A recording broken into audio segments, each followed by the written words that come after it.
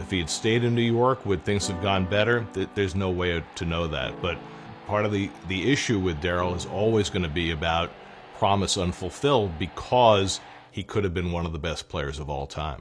The trouble is the length of his career and what happened, the personal things that happened that took the spark out of it, took the strength out of it.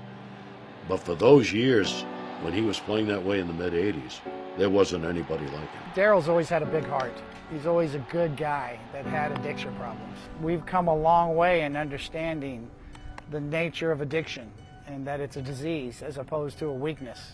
And I think that took some time in our world and our generation to sort of sort through things to where we have a different perspective on both Darryl and Doc now. At the time, he was in Minnesota playing in the independent league, and Mr. Steinbrenner came up to me and goes, "How did you feel if we signed Darryl?" I said, "Sign him." I talked to a lot about Darryl, how he's doing. I kept in contact with Darryl. I knew he was doing good from a mental standpoint and from his addiction. And I told George it'd be great. I think both of us playing together would be good to help each other.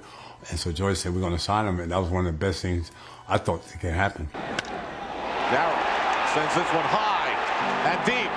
And gone! The greatest home run hitter Shea Stadium has ever known.